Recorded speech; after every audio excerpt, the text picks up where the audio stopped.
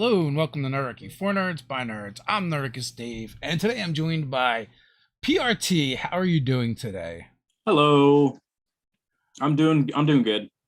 And if you'd be so kind to kind of introduce yourself a little bit and tell people a little bit about you before we jump in. Alrighty. I am PRT. That is my pen name. I am a sci-fi slash fantasy writer. I have like three books fully completed. I'm still trying to get out the door and published, and then I'm working on another set of series. But I'm also a dungeon master slash tabletop RPG fanatic. So that's kind of why I'm here. I do a lot in writing for the community and interacting with the community, and I'm still up and coming. So you're pretty prolific over on TikTok right now. Yes, I'm slowly growing a community, and I've been interacting with the community a lot about stuff. So, for example, I've been slowly promoting the new Fallout 2D20 game because I like Fallout and I find the system to be very interesting. So I've been getting a couple people interested into that. Um, I'm still like trying to get people for like Pathfinder and Starfinder, but I'm also like interacting with the D&D community, talking about all the new subclasses, all the new books that we get, and just keeping up and informed and working on stuff. So when did you start with TikTok? Um, Literally New Year's. I decided to sit down for my New Year's resolution and try to create a better platform for me. Because when I started writing, I went down to just having a YouTube, which didn't really take off, and a TikTok, or not TikTok, Twitter. And I started communicating with the writing community on Twitter. And then I slowly got into D&D, TikTok, or D&D community stuff. And then when I hopped onto TikTok, I got into the D&D TikTok community. What was like the impetus for you to start with TikTok? Um, did you kind of jump on as a platform? Were you already a consumer?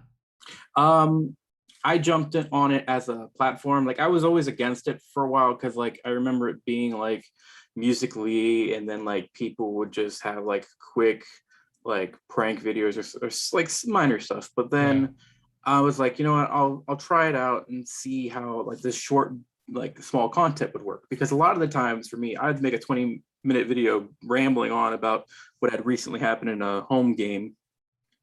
Now I could just do it in 60 seconds and someone will like it. So I started doing that, and then I was starting to interact with people and building a kind of a small community of friends. And like now it's just like if I want to talk about something, people would find something interesting, like stitching a question together and seeing how people would react to a certain scenario in D&D. Is there a specific type of content that you like to put up over on TikTok?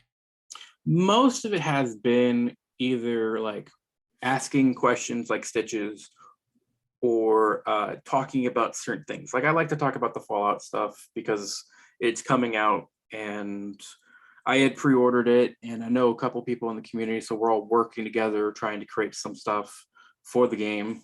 Because even though the core book is just set in Fallout 4, I know people that are making stuff for New Vegas. Some people are making it for other states. I'm making stuff for Columbus. So like we're all working together and we're all talking about it. A lot of the stuff in the community, like people will ask some really interesting questions, like what's your favorite type of bard? Are you the type of bard that's like always up front and being an entertainer, or are you the one that always stays back and kind of like persuades people to do stuff for you? And like I'd jump in and talk about like how like I would use my bard and how I would interact with certain games. And then the other times has been just talking about the weird stuff that happens in my home games. Like we had just finished up Horde of the Dragon Queen, and that was about a year. And now we're kind of getting ready to switch from Horde of the Dragon Queen into Dragon Heights because we have a huge like kind of like MCU phase plan that we're working on Uh, for our storyline. So we're going from Horde to Dragon Heist for a one-shot in Eberron with a possible Theros subplot if they choose that option. And then we're going to do Rise of Tiamat. So instead of ending on level 15, we're going to end on 20. And we have people that are invested in NPCs and characters that we have. So we're slowly like telling people about it. People are like, you had that happen? No way. Well, I mean, that is like the cool thing about the community and playing DD in general. Like, even like online aside, you can just run into people and you start sharing stories from your games, and like there's that instant bond, that instant connection. Even though maybe you've never met before, after a short time, it feels like you're talking to someone you've known all your life. Yeah, and that's the one thing I think works for a lot of people with D&D. When I got into it in like 2018, I didn't really have many friends at the time that wanted to play, nor actually like had people that were playing 5e. So I got in during Adventures League, and at the time at the game shop in Cleveland, we had a bunch of tables of Tomb of Annihilation. Like we had 9 tables of Tomb of Annihilation all running at different parts of the thing, Yeah. and like 1 table of Curse of Strahd. This was the one out of like 9 times I've played Curse of Strahd. Yeah. And I'm just well known on TikTok for just playing Curse of Strahd so much that I can't do it no more. As a GM or as a player? As a player, as a GM, like I already kind of know how I would run it, and I would be willing to run it, but only like at a certain time and like certain people that are committed to do it. I'd be like, all right, I'll put it on, we'll do it, and that'll be it. That'll be the only time I'll ever do it. In general, do you spend more time GMing or playing? That is a really good question, because I have it pinned on my bio for TikTok. I'm a forever player. I have the worst luck. Either I get beat by the scheduling of the players, or no players are interested in playing, which is like sad to me, because like I feel personally like if I'm a bad GM, but at the same time it's like really just bad luck, because I'm still trying to get people for the Fallout 2D20 game, and I know it's not like D&D, but like still trying to get people in the community to sit down and like play a game.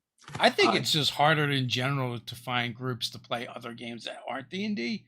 Like, I mean, we've been really lucky because our groups the groups that we have are pretty open to playing whatever, and also I feel like too, once you've kind of formed a bit of a bond with a group, like you become more trusting of each other, and that like I think that opens up willingness to play other games a little bit more. But like if you're not as familiar with each other, it might be a harder sell, or depending on like the barriers to entry, right? Certain games are just harder to get into than others.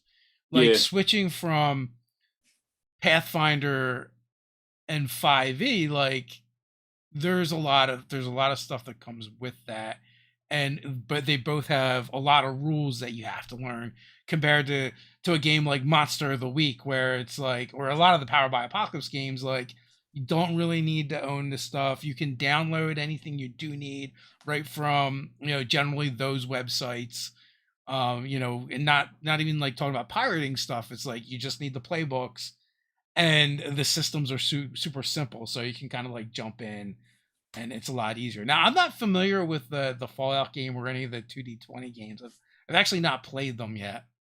So from my understanding from the community, that if you've played at least Star Trek Adventures, it's almost carbon copy. But it's more of, I would say, I want to say like the Cortex or Fate Core. It's more role play versus the combat, where you are going to make a lot more decisions. In the Fallout game, basically, you have about like, if you're going to do a skill check, it's just like GURPS from the video game. You have your skill plus whatever you're good at, and that's what you're going to be your threshold for passing. But if you think you're not going to pass it because of a complication or something, you could spend AP, which would be like bottle caps that the DM gives you, and you could buy more or d20s to roll and then try to succeed at your skill test. Combat wise is more of, you would roll to hit, select somewhere on the body with a d20, and then you would deal your damage, and then you could buy more d20s to deal even more damage, or spend ammo, which would cause you to do like a reload or something along the lines. There's been one guy in our community called Three Eye Towley that has been breaking down the game in very small, like 5 to 7 minutes, on how to actually play it as a player. And then he's going to be working on probably like a DM section soon. But he's breaking down the game, so he's making it easier for people to jump in at any time. And it's been very helpful for me to understand a lot of the rules. That is super useful. Also, 1 minute chunks for the win. Like, or 3 minutes if it's a super long TikTok video.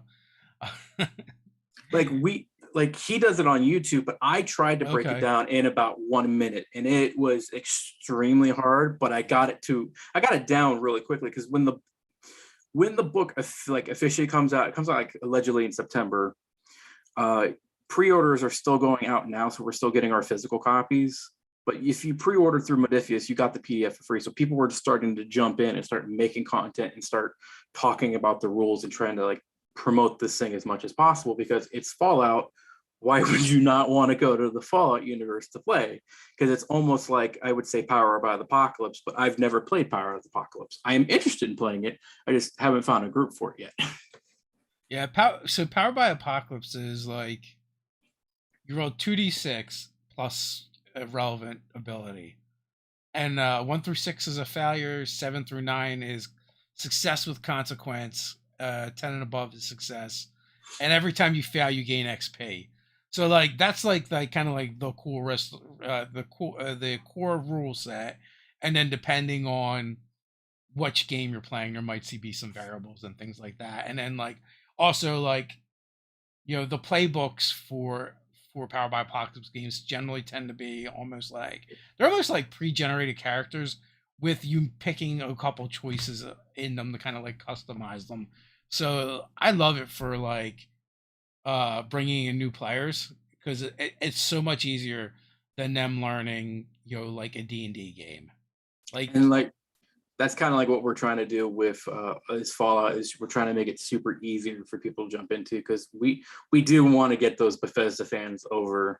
And it's a little, I guess, a little bit of like Interplay fans as well, because I know some people are working up with like Fallout 1 and Fallout 2 lore, but we're just trying to get those people into the tabletop universe as well. yeah, I know there's like at least 3D20 system, 2D20 systems. I don't know if Modifius has more or not, because I know there's a Conan game. I know Yep. there's the Star Trek game. I know there's the Fallout game. They did Dune recently, and they are coming out with a Elder Scroll slash Skyrim type one, but I haven't really seen much of it yet, besides like the minis. That was about as close as I've seen. I don't know if it's like out or not yet, but Are they skill based or class based? um, I would say probably skill based, because classes are more like origins. Like Hmm. you could like for Fallout, you start off with either the Brotherhood of Steel, or you could be like a Wanderer. I know a lot of people want to be like a Fallout Vault Dweller. You could even be a super mutant or a Mr. Handy, and then somebody made an intelligent Deathclaw from like Fallout 2. They made it as a homebrew rule. So um, it seems to be more of a skill based, where you can pick the skills that you want to be proficient in, and then you kind of just work with what you are. There are some limitations. For example, a Mr. Handy doesn't have a lot of skills like a human would have, but they make up with it by being resistant to radiation, resistant to poisons, and they can like change out their limbs because they have 3 arms. Humans are going to have no resistances to radiation, no resistances to poisons, but they're going to be able to be more adapted, more skilled in certain areas. So, do you have any games going on right now? I know you just like recently moved. I am still trying to get people together for Fallout Columbus. Still working on that. We took a hiatus from the Tyrion of Dragons campaign that I had with my home group that we did a podcast for. The thing with that was it started off as I used to take notes while I was like playing, whether I was the DM or the player, because I would transcribe it and write, because it used to be like a writing exercise for me. That ended up changing when we started getting a lot more people in our game before COVID. We were playing Descent into Avernus. We got about halfway before COVID hit, and then we went from an 8-player game to 3 players for Horde of the Dragon Queen, and then that went up to 5.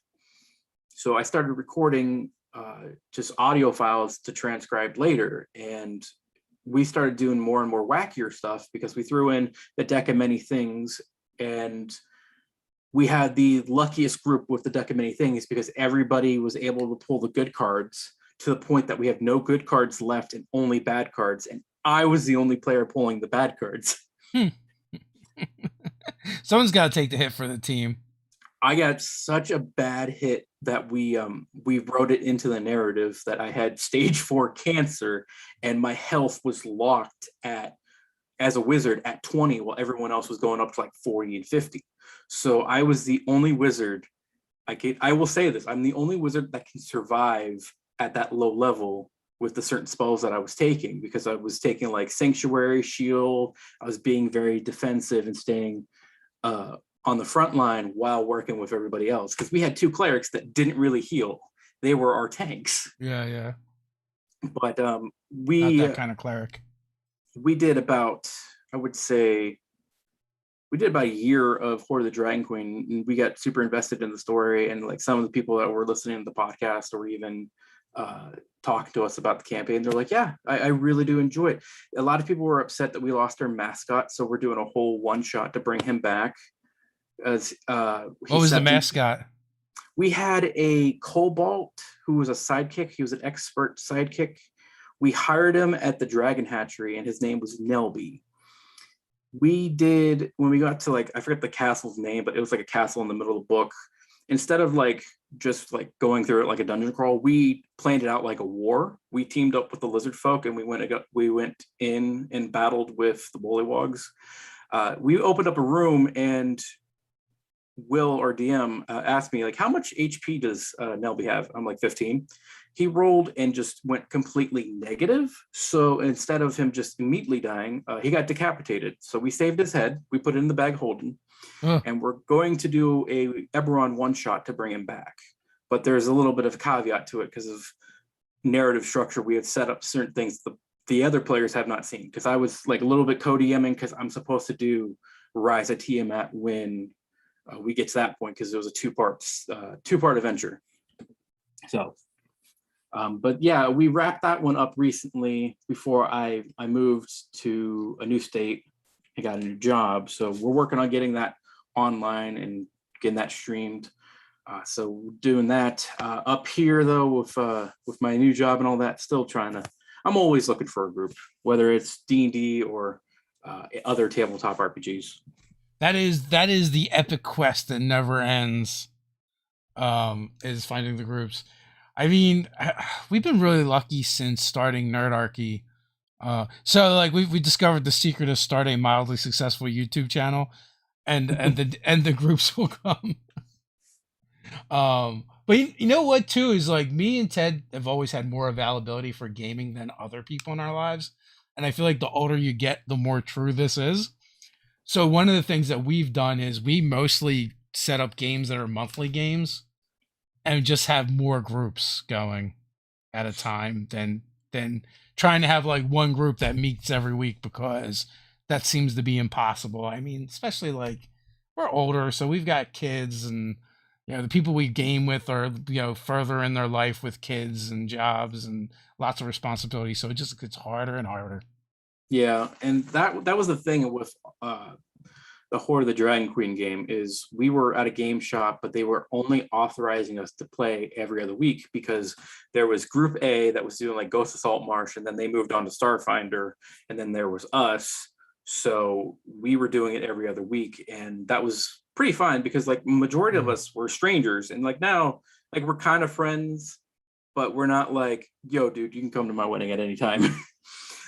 We basically all agreed like this was like our spot where we would just come, forget about what's going on in the world or what's going on in our lives, and just play in a fantasy world. And that's what kind of helped us out for majority of COVID, was just being able to, you sit there, like we were closed down for 3 months, and then we went to curbside only for a little bit, where you couldn't even step into the store. They would do your transaction and then give you your stuff, but you couldn't like move any more further than the front door. Mm-hmm. So when we were able to do tabletop again, we were contacting everybody to see if they would come back for the game. And we had like the super strict guidelines for our state. So we were 6 feet apart. We had everything, cleaning supplies around us, masks up. We did everything. And by the end of the campaign, people were at least feeling a lot better, because being able to sit down at the table made them feel okay, because they were able to not worry about stuff that was going on around them with the whole entire apocalypse going on, and being able to come in and just sit down. Because some players we had couldn't even go online. When we first started, our barbarian didn't really have like a computer, and now we're trying to teach him, hey, this is Discord. This is Foundry. This is a computer. This is the internet. It's funny because it's the barbarian. Right. Yeah, makes sense. And like our barbarian is just like the bard type kind of thing, and our bard is kind of like the rogue. But we're sitting there trying to like walk them through and go, hey, this is how we can get you ahead on getting into this technology stuff. So I mean, for us, it was kind of easy. We were a little bit ahead of the curve, because when we first started Nerdarchy, we started playing with people online right away. But not using like VTTs or anything. We would just use like Google Hangouts when that used to be a thing.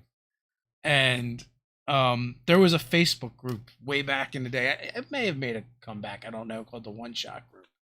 And it was literally just about people kind of getting together, playing one shots of games, and some of them would be streamed and some of them would just be private, but no frills, roll dice, everything was theater of the mind, just on Google Hangouts. So we'd already been doing it for a while. For us, is like we get thrown through a loop like when we start using VTTs more than anything. Like that's like the other thing too, is like we're trying to get used to VTT. Some of us had, like Will had paid for the membership for Roll20, and I've jumped into Roll20 games. But Foundry is just super easy for our players to like learn and adapt to. Seth, who plays one of our clerics, had recommended it to me to try. Yeah. And then he recommended me like Dungeon Craft to make the maps. And so far I've been building, throwing it in there, and getting everybody set up. So we have Dragon Heist ready to go with the maps. And then I still have to do mine for Rise of Tiamat. But even like Fallout Columbus, there's people that have made like conversion kits for Foundry. So there's like, you could throw cars, streets, dirts, and like barrel drums. So it's not just all fantasy. So I'm able to build maps very quickly and have them ready to go when I have the homebrew up, because I'm throwing all the maps and all the assets together in a package so players can play it for free. Now, I know like when we play in our one game, we use Roll20, and then there's a Beyond 20 extension, which is for D&D Beyond, which makes it so much easier because you can do pretty much everything from your D&D Beyond character sheet, and it allows you to learn even less about Roll20 than you might need to know otherwise. Someone had recommended it to me, and I tried it out, and it when it was like in like beta, it was kind of weird. Like it would work in Chrome for a little bit, and then it would like stop communicating to Roll20, and then I'd switch to an Edge browser real quick, and it's like really start communicating faster with it. But like now it's like pretty smooth. What was the other thing that people were recommending? Yeah, I don't know if it works on. I don't know how it works on the DM side of things though. I've only used it as a player, but I do feel like the DM uses it as well. I've tried it before. Basically, it just anywhere you can see like a +1 or anything, even on a monster sheet, you could click it and it'll import the character or the monster over to the attack and all that. So you can just say that it's there, click it, and then boom, it'll say, hey, this creature did this. I'm really hoping that they come out with like a virtual tabletop, because the moment they do that, they could still take more of my money. Yeah.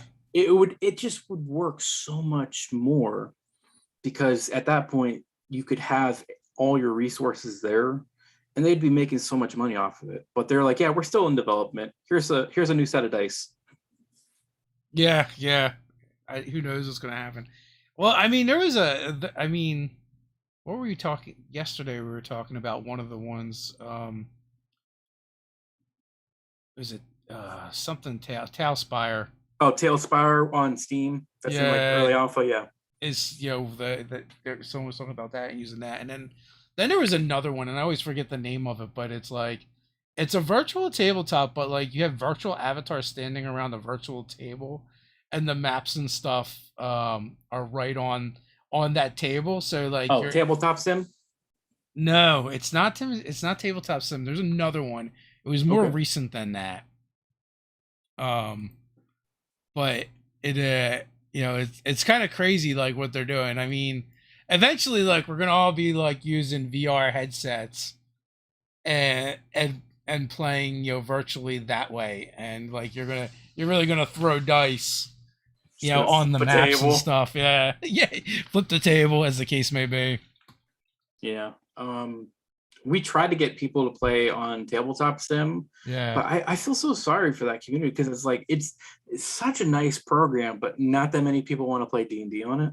And I'm like, I know people that do, but it's like a very like small percentage of people that use it.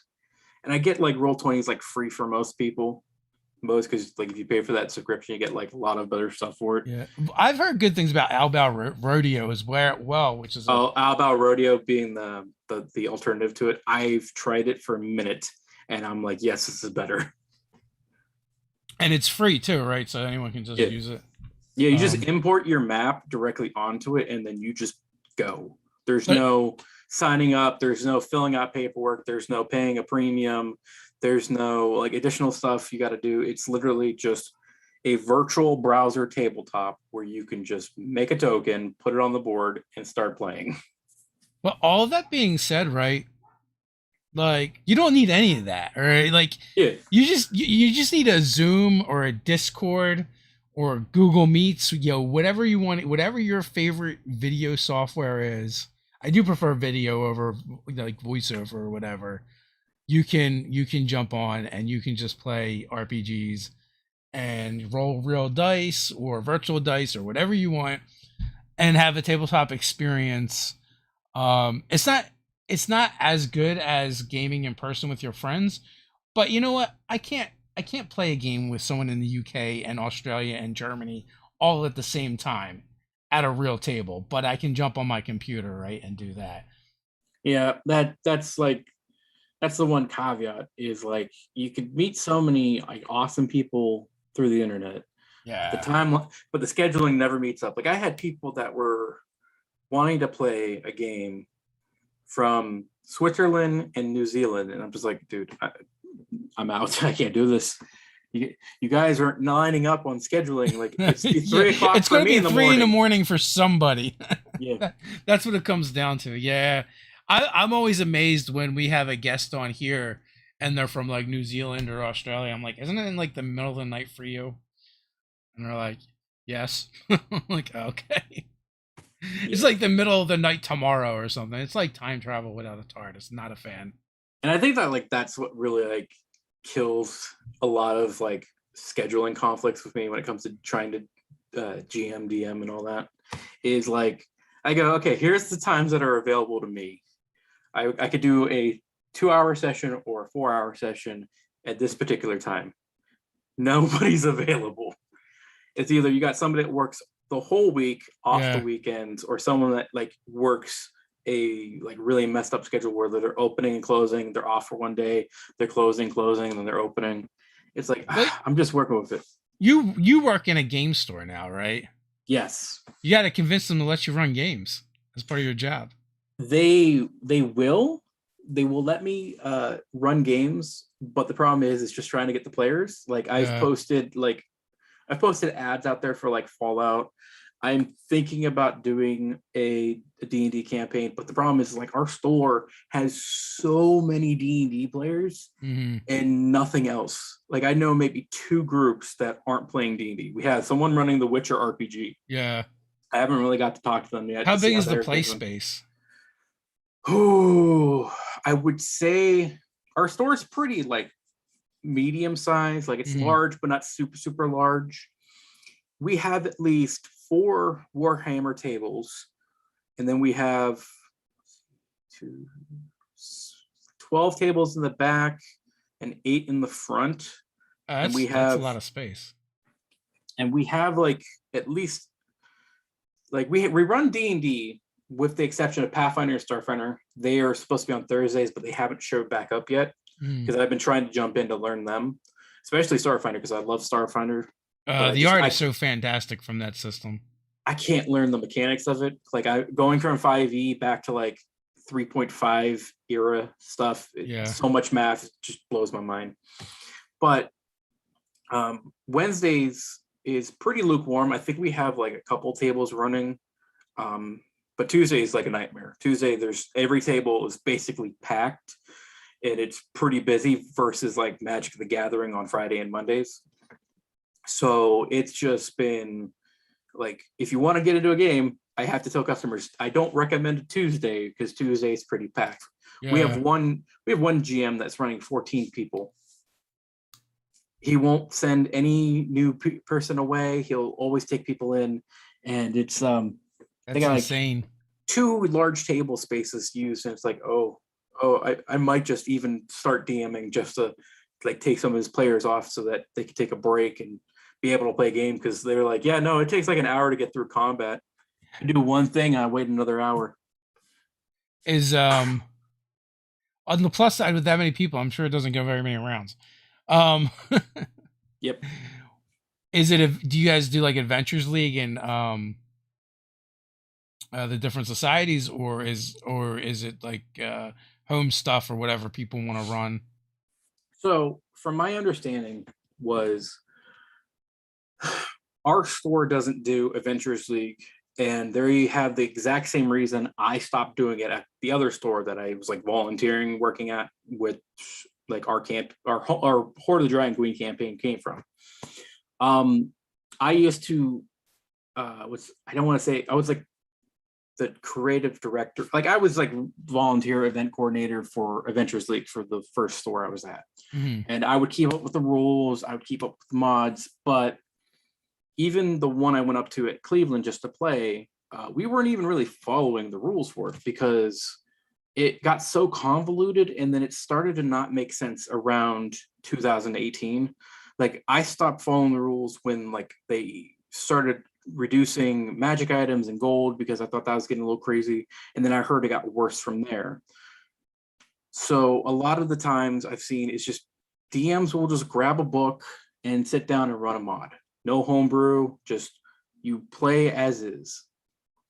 So I did that at the first game shop that I was like volunteering at. And then now with the DMs that we have, some of them are running stuff like, I think the 14 player one is like a pirate theme, Ghost of Saltmarsh. Someone runs like one shots for a bit to test out some stuff.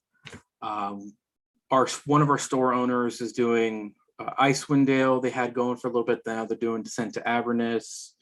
They're also running like an Eberron stuff from DM's Guild. So it's like we try to do a lot of like homebrew mix nowadays. But I still keep to the rule where if it's in the books, you can play at my table. If it's like Sasuke from Reddit because you like that class, no, go away. Yeah. What? No D&D wiki? I have HP at 100 at level 1, and I can cast my spirit, and it gives me advantage on all my attack rolls, and I have stealth plus 20. Yeah, okay, no. No, sorry. I don't like that. Even when people come up with like the crooked classes where it's like, yeah, I'm Barry Allen, I'm a tabaxi. Yeah, nope, I see that. I know what you're gonna do. Don't do that. But I gotta go fast. Barry Alley Cat. Yeah. I mean, we're pretty open to whatever in our games. Generally, we allow anything from the books or whatever. So even Unearthed Arcana, we'll give it a go. Even the things that we think are a little bit broken. I tried to do Unearthed Arcana, and then I saw like the what was it, it was whichever one had a lot of bees. It was like the swarm. It was either swarm druid or swarm ranger, where you basically became like Candyman. And I'm like, this sounds like I could break the game. Like, you just go into a combat section and just do a lot of damage. I'm gonna like hold off on that, and then like a few months later, it got printed in Tasha, and I'm just like, okay, I guess I didn't really have to not allow on your UA classes, but we're thinking about it depending on like the level of the class. Like, I know certain things like Strixhaven was going to be just like subclasses. Now they're going to be like feats. We might allow it, but we haven't fully wrapped our heads around it yet. Yeah, I don't know what they're doing now. The Strixhaven UA was weird. It was like generic subclasses. Yeah, it was weird, but I understand what they were trying to do. They were trying to add more flavor for the wizards, but I like that they're going to feats now so that most classes can pick it up. So they can have some type of a knowledge of like sorcery or wizardry. Tomato to me. But are you excited for any of the new books coming out? Because I think we got a couple of them coming, right? The only thing I'm super excited for, because I'm glad that we're getting the Wildfell or Feywild one. Like, I'm kind of glad because I know people that love that area are finally getting some type of book. We could also use more Fey. There's never enough Fey. Yeah, that's the thing. It's like, I think players and DMs that like that, they're gonna be super excited for this one. Strixhaven is like gonna end up exactly like Theros and Ravnica. Like, I've seen it's on most of our ends. It's just been, hey, Magic the Gathering has a book. DM or D&D players just go meh. Magic the Gathering players just go meh. Yeah, like I mean, that's unfortunate because honestly, I've been more excited for Ravnica, Theros, even Strixhaven than like we're gonna do Dragonlance or we're gonna do Greyhawk. I'm like, see, they make me say meh. See, I'm the opposite. I'm excited to see if they can do Spelljammer. I think if they do Spelljammer, it would justify the Magic the Gathering books existing, even having the Eberron book come back. But I don't think that's going to happen because he's been releasing stuff with DM's Guild, and I don't know if they're going to do another book for Eberron. If they do, I'll boom, give me the money. Yeah, take my money. Well, so they're just not making as many books per setting as they used to. So I think Keith Baker's is going to be doing his own thing forever over in the DM's Guild. Yeah, which is cool. At least he's got a place because I mean he puts out good content.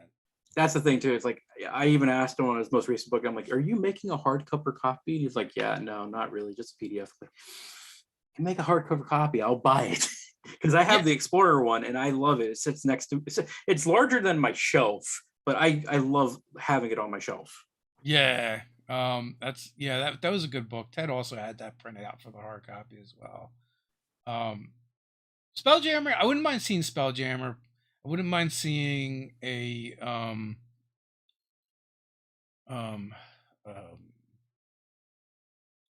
crap.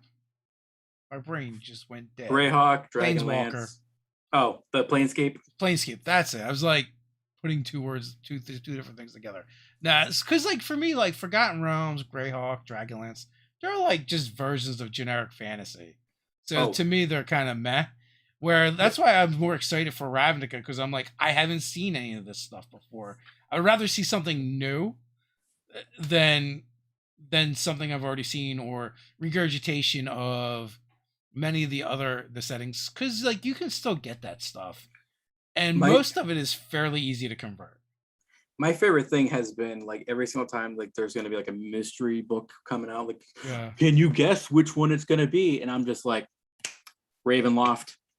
Ravenloft, it's going to be Ravenloft, because it's either going to be Forgotten Realms or people are going to just go after Ravenloft. Yeah. And it just goes back into the whole joke of me playing too much of Curse of Strahd to just hate it nowadays. It's not, and I don't hate it as like I absolutely despise it or something. It's comedic for me just to not like it.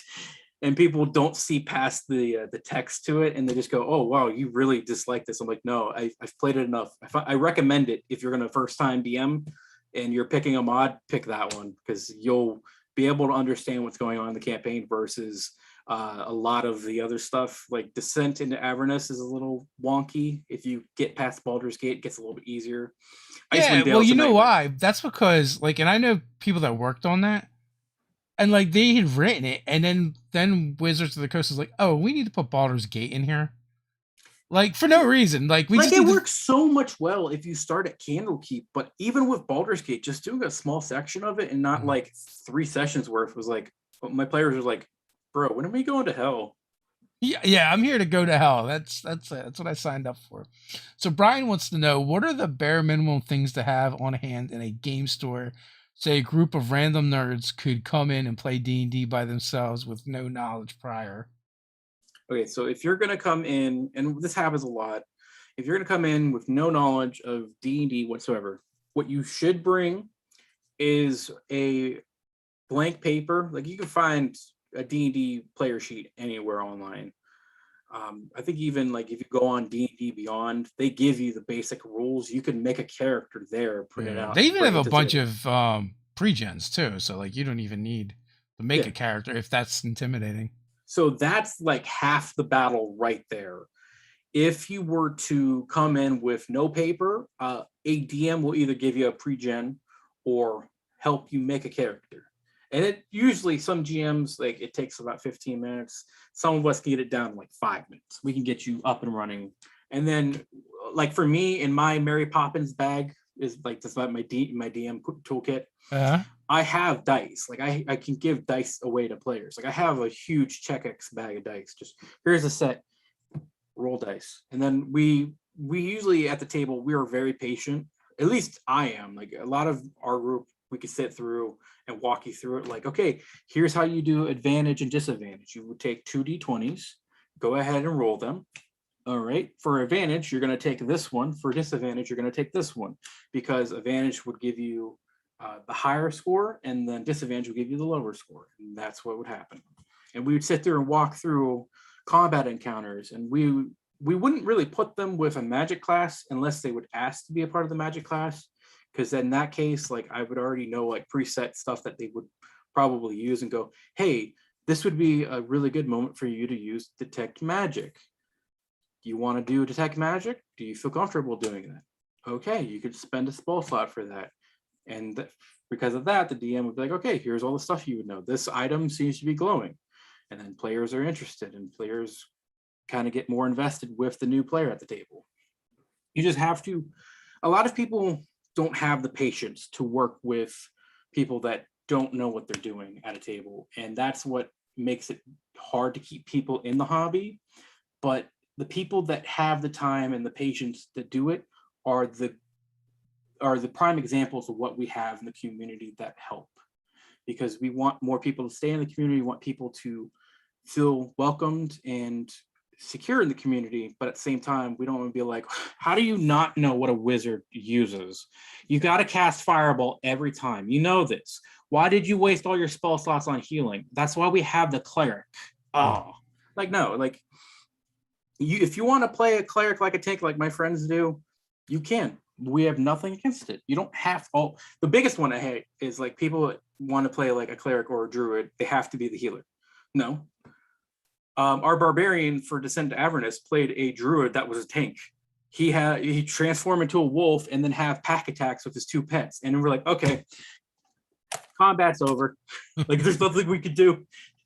Our DM literally was like, okay, combat's done. Wait, what do you mean combat's done? Yeah, you guys literally just wiped me out because of this. Oh, okay, let's reset real quick and not do that. The the druid with conjure animals can be a buzzsaw Yes. with those wolves at times. I know, like, it was kind of cool. Like, I played in a Grant Ellis game, and I don't think actually I don't think I was a druid. I think I was a ranger, but I had conjure high enough level for conjure animals, and um, when you summon like 16 wolves, he just used there's like mob rules in the DMG that he just reverted to those instead of like rolling them all out, and it just made it basically like just blanket damage every round. But when you've got that many attack rolls with advantage, it's just obscene.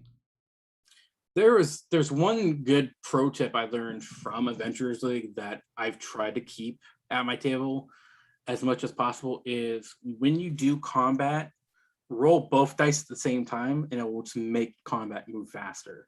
So you would initiate the attack, and then once the D20 goes off, you can take the D4 or the D6 or the D12, count it, and that'd be for your turn. But I know that kind of just speeds through a lot of encounters, and it takes away like players really doing like combo moves, because a lot, especially with the Horde of the Dragon Queen group, we would always do combo moves. It was ridiculous. I think one time we had like a griffin flying through a caravan, and I was a wizard artificer, and I had made my barbarian's axe the Thor hammer, so you throw it and then spend an action to bring it back. So I'm like, I got an idea. I'm gonna get on that thing. Can you throw the axe and get it in it, and then I will just tie rope to me into the axe, and then I go flying. My GM just looked at me and went, okay, do it. Yeah, he got it stuck in its side, and I'm like, woo, flying around for like 5 turns, and then I got cut loose because they called it back and it flew away. I'm like, oh, there was my free ride for the trip.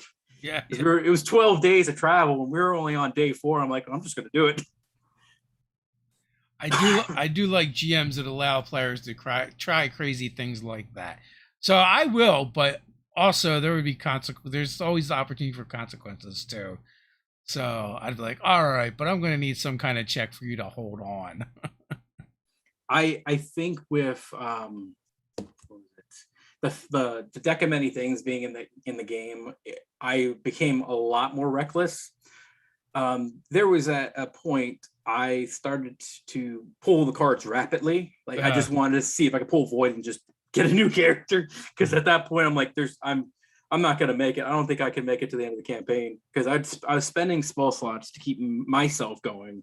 At the same time, like our barbarian was like 4 levels higher than us and had a magic weapon, and everyone else seemed to be pretty stable. And I pulled the dumbest cards possible. I pulled full and Jester at the same time, so I went up and then down and then up again. No, I went down then back up, and then I got like 50,000 in gems, and then I'm like, okay, well, I'm buying your guys' businesses out, because we were entrepreneurs at that point. Like we were running 2 businesses. And then I think the last one I pulled was like a balance and change. I'm like, there's no point. I can't find the wish card, and there's no god that wants to speak to me, because our cleric's gods were like, yeah, dude, no, I'm not touching that. You wanted to mess with Tiamat, I'm out. You've got the worst luck. Yeah. So Brian says, I would love to have some kind of board at a game shop with deeds of heroism performed by PCs and games played there. We did at a point. We don't have it at the first game shop, because it was kind of always weird playing there. Because the store was mostly like Warhammer. Like there was a bunch of Warhammer tables, but they would kick us out once a month or so for like Star Wars Legion. But at our shop, at the shop I'm currently working at, we don't really have one, but I have a collection of just moments in the Horde of the Dragon Queen that we remember. Like our barbarian started off looking like he was like a Trojan or a gladiator type character. when we started getting into a little bit of Waterdeep Dragon Heist, because Will got, I think, super sick. Not He didn't have COVID. He got like super sick with, I think, ammonia or something, and he couldn't go for 2 sessions. So he was out for almost half a month. So we had Lenny, who plays our other cleric. He stepped up and did DMing, and he wants to run Dragon Heist, because Dragon Heist is one of his favorite ones that he wants to run. And while we were there, we bumped into that purple shop guy, and the barbarian's like, I want a purple suit. Like, I'm talking like pimped out, nice suit. So we made, for the end of the campaign, we made him a model in Hero Forge that looks almost identical to what had happened to him, because he turned into a beefy, bulky Fabio.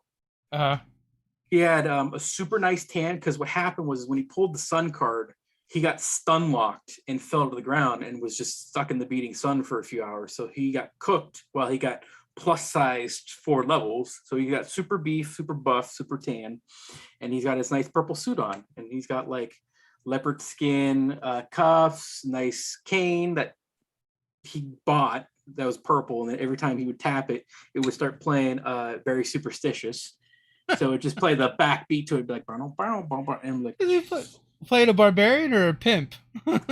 he was a barbarian in the beginning, and then somehow he slowly like transformed into like a pimp. And we were like, how is the barbarian more of a bard than the rogue, who's more, or the barbarian or the bard that was more like a rogue? Like, it was so confusing. Even after that joke, the bard's like, yeah, I'm taking like 2 levels in rogue. Like, I don't know what I'm doing. But like, we have like those, we have that small moment. We have the lizard folk leader that we met. I forget what his actual name in the book is, but we kept pronouncing it. We were pronouncing names wrong, and then they became staples. Like, we named somebody General Espresso because we couldn't figure out his name. So we turned the lizard folk guy's name into Lockjaw, because we couldn't figure out what our GM was saying. Not because you're Eternal fans. No idea. We just thought it was a joke. Yeah. And that stayed, and then we gave him the look, like when we were describing him, like, he just looks like Freddie Mercury. He looks like Freddie Mercury. So now we have a mini of him for when he comes back in Rise of Tiamat that looks like Freddie Mercury with a little mustache. And the worst part about it is, and I still have the clip, I don't remember if I posted it or not, but when we did the war between the lizard folk and the bullywogs, me and the barbarian, because I was a wizard artificer, because I got roped into artificer again. It's a long story. But we were off on the side waiting by the castle to make sure there was no reinforcements coming.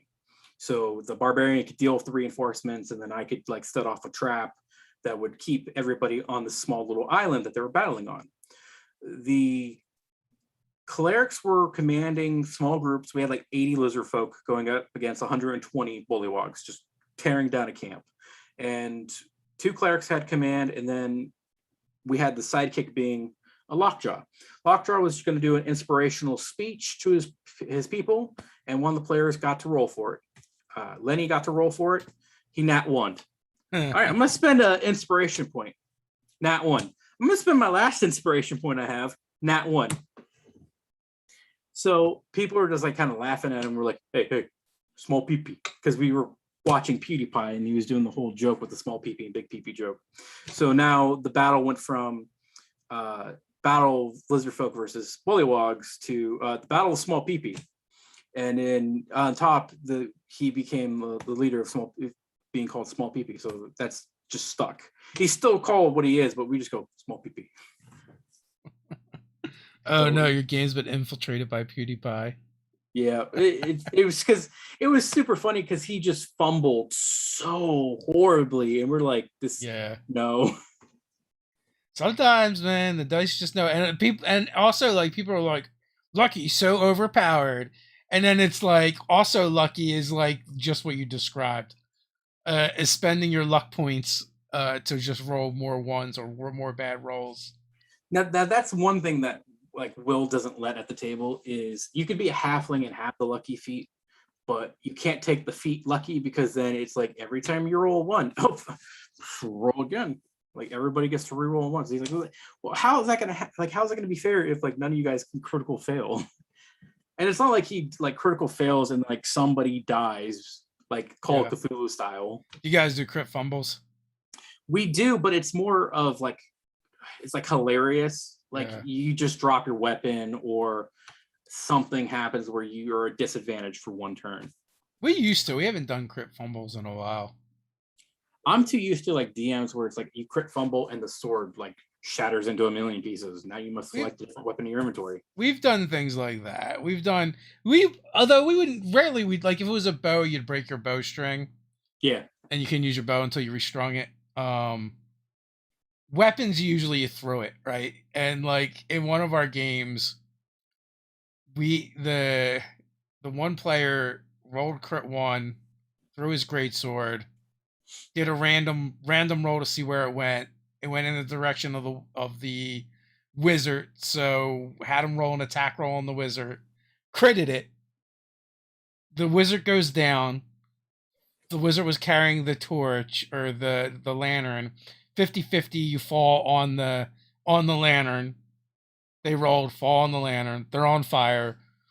Someone else then pushes the wizard in the water because there was a stream there because they are on fire and unconscious. And now they're no longer on fire and unconscious, but they're unconscious and drowning. So the most recent critical fumble that had happened actually did mess up the campaign a bit, because what was going to happen was, and it was already predetermined after the demon card had been pulled, I'm like, hey, I don't want you to spawn this randomly at me. Do you want to write this into the narrative to have me switch hands? Because the plan was originally I was going to retire and then go work at my brother's shop, which was the DM, and the DM was going to be my brother who would step in. But because I pulled the demon card, we're like, this would make narrative sense if you were to die. Yeah. So at the end of the campaign, I died, but there was like there's more convoluted plot to it that the players don't even know. They don't even watch majority of the stuff that I do, and like I spoil it. But it required my mechanical dog, because I chose the Sealed Defender subclass of Artificer, so I had a dog that we treated like he was Goner from Jimmy Neutron. Like we would just turn to him like, Goner, or like I called him Max. Max, eat the guy. Brr, eat. He would just chow it up. Can you clean up the coins? Vacuum clean. We would just do that stuff. But we had set up a thing between me and the DM that like I did a phylactery, and like I took my soul away from my body, put it in a box, put it in the dog, and the dog was supposed to go to one of the players. Well, during the final mission, I had two like magic items I created that the DM allowed for one-time use, kind of a thing, because they never got it at the end of the campaign. Was free casting Witch Bolt from a gauntlet like Iron Man, and then like a magic missile rifle that only had 5 shots, and once I used it up, that was it. So I shot the Witch Bolt at a vampire, because we were fighting a vampire, and I rolled a nat 1. It blew up, and it targeted my dog, and my dog exploded. So it started its repair protocol, and I'm just like, okay, great. Can we take a long rest so the dog can come back? We couldn't take a long rest at all at the floating castle we were on. So when I died, I'm like, hey guys, you don't have the dog anymore, so the dog's gone. So there's your free pet, the last thing I had. So now you get to have this puzzle box out in the open. If you open it, may God have mercy on your soul. Because we wrote the narrative where the devil has my body, but not my soul. So now they're really mad. So if they open it, the devil knows where I'm at. They're going to have to deal with devils and demons. Nice. One of the problems that kind of has been brought up by one of our friends is like, and their issue with critical fumbles is like the fighter gets penalized the most for crit fumbles, because as they get better, they roll the d20 more times. So so every time you roll the d20, your chance of deep fumbling goes up, compared to maybe a different class like the wizard, who maybe doesn't roll attack rolls nearly as much. And so they don't have to deal with the problem of crit fumbling in an attack roll. unless they're using a spell that has an attack, but they have plenty that don't. So I was thinking about it, and like, like we've kind of like discussed different things in our own games. Like maybe like the way to deal with that is if someone rolls a nat 20 on their saving throw and it becomes a crit fumble for the wizard. I mean, I forget which game system it was, but I knew players that would roll a d20 or a 1, and you'd have to roll again to confirm if it was like legit that thing. It would be like a 10 plus or a 10 minus, and it Oh would confirm yeah, like a so death save. like in third edition, if you got a critical hit, you then had to roll to see if you actually hit and confirm the critical, which kind of sucks because like I don't really like it. And also like in some instances, like that was the only way you could hit was rolling that 20, so you will never confirm that, more than likely. Yeah, so like I knew a couple people where they changed it where if you were to roll a 1, it would just act like a death save. Like you would have to confirm the nat 1. Like Mm. if it was below a 10, if not, you would get like a regular fumble. If you were below 10, then you would get a real critical fumble where like the weapon would break or someone would get shot. It's kind of interesting in Pathfinder 2e how they do crits where it's based off of like if you exceed by a certain amount, it then becomes a critical, Yeah. which is kind of interesting. And then if you actually roll a nat 20, I think it does something else as well. I could be wrong about that. I only got to play like a few sessions of Pathfinder 2e because we were doing like RPG months at the first game shop I was like volunteering at, and I joined up for Pathfinder 2 to try it out because I never got to play Pathfinder 2. So I think you're right. Like you have like a plus on top of the critical, which makes it more lethal. But I kind of can't remember because we were like super low levels just running Yeah. through a haunted house. Yeah, if you succeed by 10, and I don't know if it's like every 10 you succeed by, if a natural 20 did something different, but I do kind of like that aspect, which is kind of cool. 10 over, 10 under, Challenger says. Yeah. Now, I don't know if natural ones and nat 20s do anything different, but I mean, it's kind of easy to house rule that as well. So we are just past the hour mark. Final thoughts before we head on out? Um, Honestly, it's been a pretty fun time just chilling, hanging out, and talking with one of the creators I knew in the D&D community. So I'm very honored to be on the show today to talk with you and hang out with your D&D community. At the same time, I've been hanging out with mine as well. So final thoughts pretty much been I have my TikToks, my Twitch, my Twitter. I'm always working on content. I'm still trying to get content out there as soon as possible. So I look forward to more Fallout stuff for me. Our home game that we've been doing podcasting is going to be switching to online soon. I'll be doing a huge like promotion for it and talking about it and getting it super hyped up when we come back. But yeah, I'm always on Twitch, or not Twitch. I'm always on TikTok. I'm always talking with the community, and I feel honored today to be sitting here with you. Well, I appreciate you coming on. Thanks as always, folks. In the description, you can find the link tree to go follow PRT around the interwebs and stalk them in the non-creepy way. And until next time, stay nerdy.